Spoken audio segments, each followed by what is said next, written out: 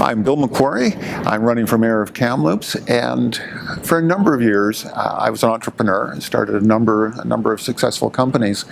But my most exciting time as an entrepreneur was my first 11 years here when I worked with a nonprofit. I was executive director. In fact, we worked here at the university for a good part of that. And I got to work with young high-tech entrepreneurs who wanted to start a company. And it was so much fun. It was so exciting. Everything was vibrant and alive with these guys. And it was probably the highlight of my career, actually, sort of coming that far and then finding this. Most enjoyable. I want to find that enthusiasm and perspective and bring it to the city.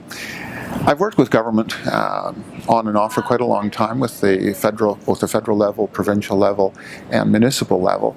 I'm the past chair and president of the BC Regional Science and Technology Network, and was also chair and president of the Cariboo-Chilcotin Coast Tourism Association. I'm also a bit of a geek in that what I consider to be fun is finding creative solutions to complex problems. It's what I've done most of my life. It's what I enjoy, and it's what I do. And it's just a unique way of doing things, and that's what I will continue to do. I currently, in Kamloops, own two companies. One is a fine art photo printer, and the other side is photography. That's kind of my life. I could talk on this one for 20 minutes, but I won't, I promise. Kamloops is such a vibrant place. It's got a future that is unimaginable. I mean, I don't think we could have imagined our future even 10 years ago as to what we're going to do and where we're going to go. And I want to be part of that future. I want to help you and everyone here design and grow a community to the way that we want it to be. And seriously, how could you not want to be part of this? The next 10, 15, 20, and 30 years could be absolutely amazing. And that's what drove me to this decision, or is driving me to the decision to become, hopefully, mayor of Kamloops. There's a lot happening. I want to be part of the team that builds and designs that new future.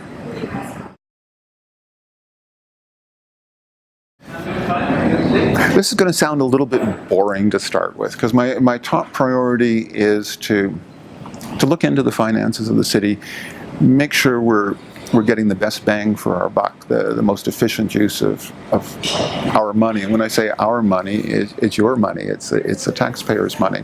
And approaching problems in getting to that point, if there are going to be problems, in such a way that really we're just looking for new ways and new opportunities to make the city run even better than it currently is.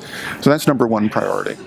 Once we get that squared away and settled, my new and number one and constant priority will be the future of Kamloops, and coming up with a plan of economic development and diversity that will take us ahead for the next 50 years.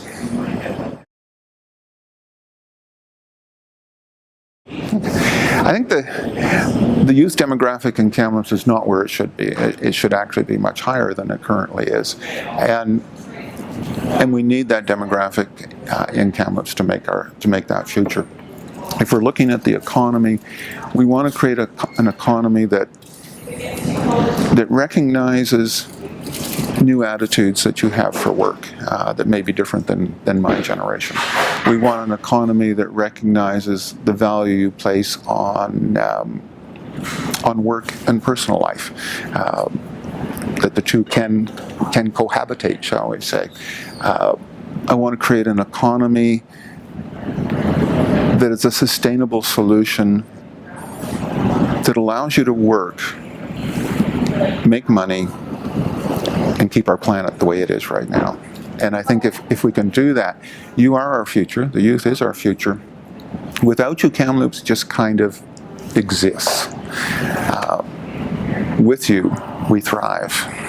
And so I would want to work with anybody in the community who has goals of building a Kamloops and a future that includes that youth demographic. You're very important to us.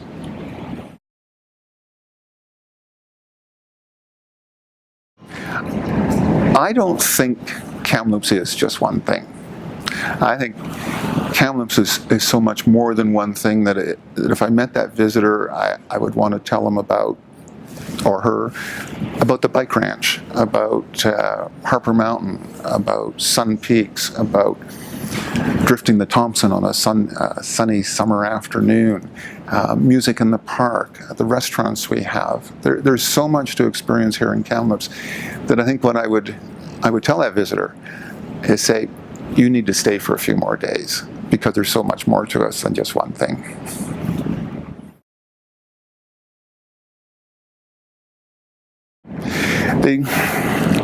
Transit is a huge issue in Kamloops and in many other cities as well. We were fortunate in just getting the extra hours and the hours of transit in the past few weeks. The announcement came, but I think there's still an issue. We ask people to leave their car at home, yet we don't provide a solution for everyone to be able to do that, to be able to get to work. We ask people to drink and drive responsibly, and yet we don't offer a transit solution that allows them to get home late at night.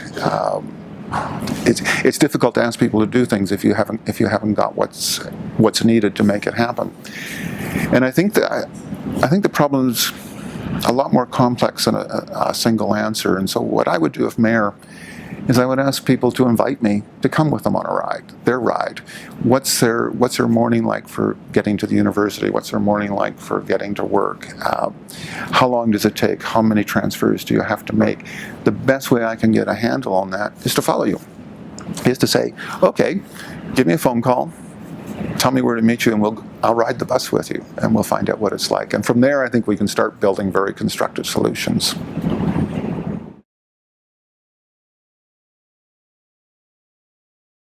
There's a number of challenges, but I think the one that's uppermost in my mind right now is our lack of doctors. We all talk about it, especially during election time. It seems to be the top of the issue, whether it's a federal election or a municipal election or a provincial election. And I think we have to stop talking and trying to come up with some solutions. And I mentioned earlier, trying to approach it in a creative way, more of an entrepreneur way, I guess, than a bureaucratic way. Are there opportunities for the city to get together with Interior Health Authority, UBC Okanagan and the School of Medicine, doctors who are here already, and see if we could make Kamloops a center of excellence for doctors who are going to specialize in family practice, which of course are the kind of doctors that we really want. When they do their residency here, we do get a few doctors. How can we work with them? How can we show them that Kamloops is a really wonderful and viable place to live? New doctors who have gone through med school, internship, and are doing their residency, if you think you have a high student loan, they've got an incredible student loan to take care of. On top of that, if they want to set up practice, they've got a major investment to do that.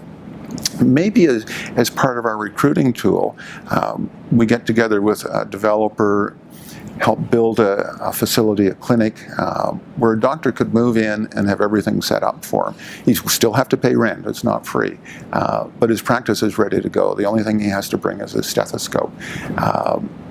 We would end up making some income on it on rent, and he would have a place to practice. Maybe this way we could start attracting them. And then, I don't know whether it's possible, but for every year they stay, maybe we pay down a percentage of their student debt. It might be $6,000, it might be $10,000, I don't know.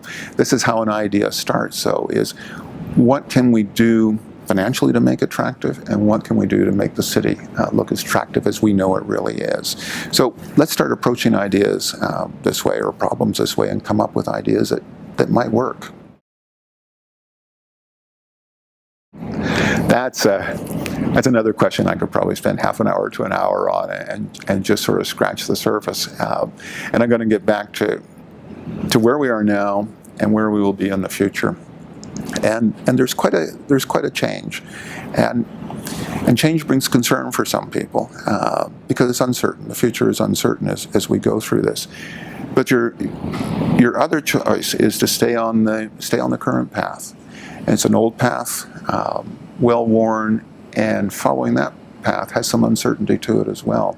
So my vision of Kamloops is much different. I see a Kamloops in the next 20 years that has attracted creative, vibrant, young companies, like over 100 of them. I would like to say hundreds. These companies would employ 5, 10, maybe at the tops 15 people. To me, that sure beats having 2 or 3 companies that employ 300 people. Because suddenly with hundreds of companies here, we have the flexibility to absorb the loss of a company every so often and wait for a new company to come in. We have the ability to live through a recession that we know at some point will actually happen. We can handle the shock of that recession so much easier. We have an opportunity for employees to stay in Kamloops. If they want to switch jobs, they don't have to go to Vancouver or Calgary or wherever you have to go, because now we have hundreds of small companies here. And the big thing with me is, when I say stay here, I think we have to put an end to people having to travel to find employment, to go to the oil field, the oil patch, to head up to Fort St. John to work up there. If we can start creating the kind of opportunities here, they won't have to do that. And I think that's really important. I would like to see Kamloops by Kamloops for Kamloops. And I think if we can do that, 20 years from now, we just simply will not recognize this town.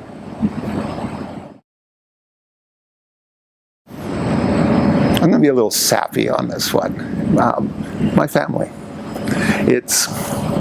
I can think of all the things I've done, but I wouldn't be able to do them without my family. I've been married for 42 years, and like anybody who has been married for 42 years, you go through your ups and downs. We have 2 children. We survived all of that. Our children have moved away, one in Toronto, one just outside of Edmonton, to follow their own careers.